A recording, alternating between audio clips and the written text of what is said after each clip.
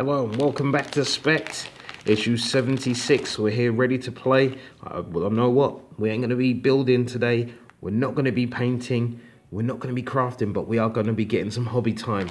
I mean, look, it's here. There's our sprue. You know what we have to do? Have to open this up and have a look. That's just brilliant. Okay, so this is our second sprue for the repulsor tank. We know that there's three main sprues and then there's a flight stand. So if you are going out there and buying these, I recommend you get the first three magazines. The flight stand, is it worth $7.99? I don't think so. Sprue looks good, clean, I'm not missing any bits. And as you can see there, it's our 2017. Good. So that goes with my last stand. No, it's not the OK Corral. There's no last stands there. Okay, issue number 76. We haven't got an actual model because we're not building. We're not building yet. You know, we need at least one more sprue before it makes sense. Even if in here said let's pre-build something, I wouldn't be comfortable because you might need different things from different sprues to go in different ways. Let's leave it as that.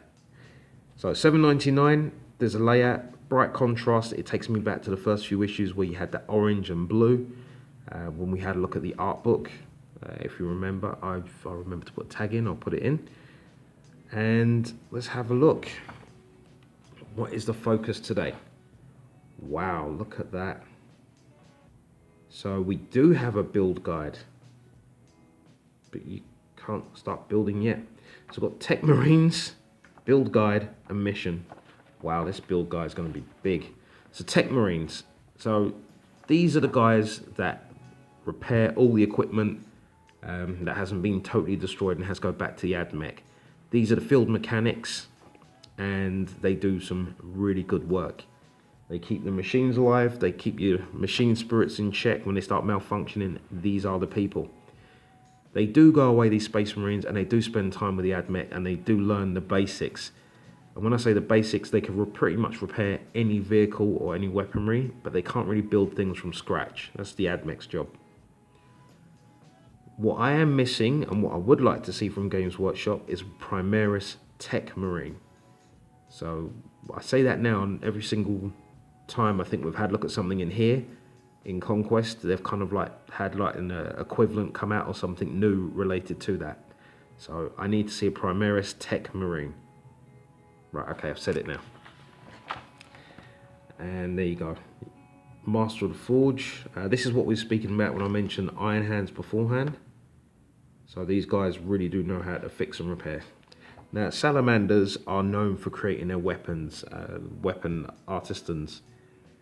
And their weapons are so reliable. Now, that comes down to the quality of the weapon, not to the functionality. And these guys actually deal with the functionality.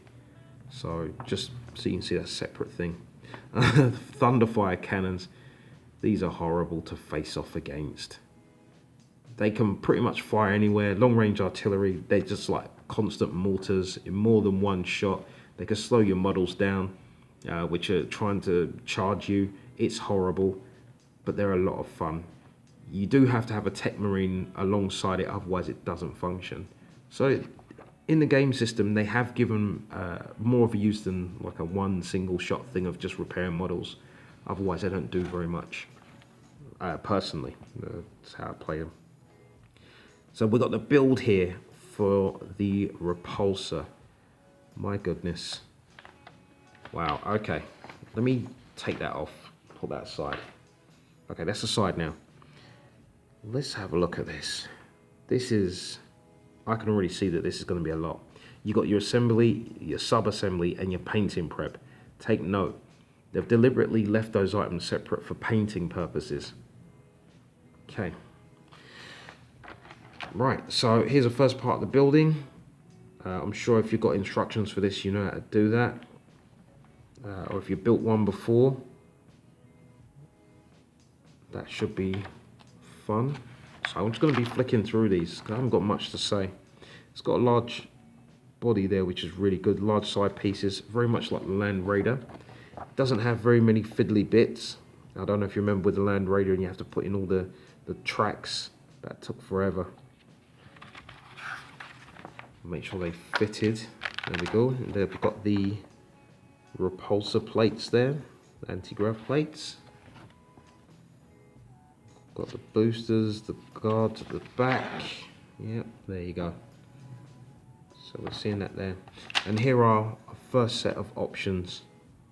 So we've got option weapons there for the las talons, or shall I say the twin las cannons. I always get those two mixed up. And the twin heavy bolter. You can plug and play those because they've got the little clips at the back of them. Looking at the sprue. These you'll have to glue on, but not glue in. But you could probably magnetize those if you carve them out, so you can get the choice between a grenade launcher and the twin bolters or storm bolter. It might be worthwhile if you're playing and you've got those glued in permanently. Just have a word with the person you're playing against and just let them know that it's not as modelled. A lot of people call that Mark of Dave from Mini Wargaming, where he would claim to have a particular model, didn't have the particular model, and just say it is that thing, and people just went with it. It's okay, it's fun. Options here again for the weapon at the back. So what have we got here? So you can have either a third, by the looks of it, storm bolter system or frag grenade launcher, or you can have this Icarus the Icarus rocket pod, or the Icarus Iron Hell heavy stubber. So again, they look like they just drop on the top there. Okay, because they just drop on the top there, you don't have to glue that in. You know, you're not going to be running around throwing it around like crazy, so just put that on top and you should be fine. Alright, what else have we got? So the rest of the build here, focus in, nothing special, options there. Any extra bits that you've got left over, I mean, you might as well stick somewhere else in the tank, because then you can say you're using that in this particular game or not, as long as you have that agreement. Weaponry, yep, okay. I'm actually going to put the Marine in. I don't normally like to put Marines in when I do my vehicles, because I always figure they get shot or, you know, enemy entry through the top. But I think it'll be a challenge to paint that model and to add it in and kind of bring the aesthetic all together for my Sons of the Phoenix. Yeah, well, it's up to you. You know, there's no right or wrong there. You could always paint it, add it in later. As long as you don't use plastic glue to seal the lid there, or the door, you can actually just use that super glue and you can just open it up. Here's was like me saying like, okay, I'll just go through this quickly, but I'm here having a look, see what options you can make sure you take to keep it the most viable, most changes for you. Yeah, see, even they've said don't glue them in. Okay, so there's a model, don't glue it in, so you can pivot and turn. All these extra items on the side here, you could bundle them on, you could leave them off. I see most people leave those off, because it takes additional time for painting, but you know what, that gives you more to paint. And then there's the base. So this is what they're going to give you in the last of these 4 issues related to the Repulsor. And to be perfectly honest, it's what, a water bottle lid stuck on a base. It's a 100mm base. You could just make that yourself. I wouldn't spend $7.99 for that. If I wasn't getting the magazine to collect for the lore and the information, or as a collector, and I just wanted this, I would just get those 3 issues and be done with it.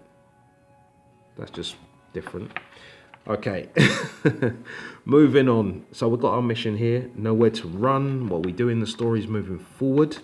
Seems that Lord Felthius is doing his thing. It's strange that we can't use this just yet. Yeah, we can't use it just yet. So what are we looking at? So we're looking at 40 power rating now, maximum. So it's kind of gone down from 50. Do we have anything in particular we need to take? Nope, nothing in particular. So have fun. Okay, last part here. Let's have a look. So this is nice to see.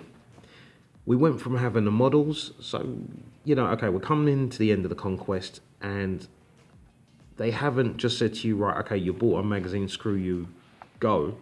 They've continued their work of advertising, adding in additional ideas for you. So the last time we had our models here, so we had models, terrain, and expansions, if I remember rightly, probably don't. But here we've got our bases, our contrast paints, dry paint, layer paint, shade, technical, spray, air. And they all have different functions to be used at different times. None of these things are cheating, by the way. I've heard a lot of people complain that contrast are cheating. Just whatever, man. They all have different functionalities to be used at different times to get the best results for your models. You might actually find that you paint better in certain ways. I've been known to use a base and then add some white to the base, a base white, and then use it as a layer paint. I've had contrast paint which I've dropped in on certain spots on the model just to bring out certain details that just a shade won't work with. I've used shades to panel line or to kind of enhance darker areas, and that's worked really well. Dry brushing I love for my terrain, and there's no two ways about it. Technicals, we've been using those on the bases. Sprays, simple prime.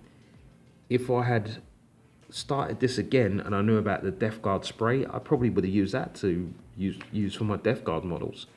And then airbrush, well, unfortunately I broke my pin, so I can't use the airbrush anymore, but you can still use the air paints if you got them or by accident, or someone bought them for you by accident. Just pretty much the same way, they're just a lot thinner, so they're already watered down, so don't water them down any further. Anyway, that's our magazine. As you can see there's the last two parts there. So I'm still excited for this. I mean, I want to get my hands on to just build it, I've had vehicles before, and to have a vehicle in a magazine is a bit different for me. It says a lot, because normally you buy those car magazines or what have you, and in the first few issues it's like part 1 costs £2, part 3 is like £15, part 4 is £15, and part 2 is like, oh no, somewhere in between, like £10. And then you get your part 1, you get your part 2, you get part 3, and then all of a sudden part 4 is missing. So to have all the bits that I need to complete this it's a first. Not that I normally get those kind of magazines, but you get the idea. So apprehensive, excited. I just want to see what it's going to do, And also I want to see the mission that it has to use this, because once this comes in, to be perfectly honest, the way that I've seen this play, Death Guard doesn't really have an answer to this. And maybe that's why they're closing out at this point. Anyway, thoughts and thoughts and thoughts. This has been Spekd. I've enjoyed my time. I hope you've enjoyed your time. I know it was a bit rambly, it was a bit build time, but you know what? I like hanging out with you. Either way, enjoy your weekend, and PC out.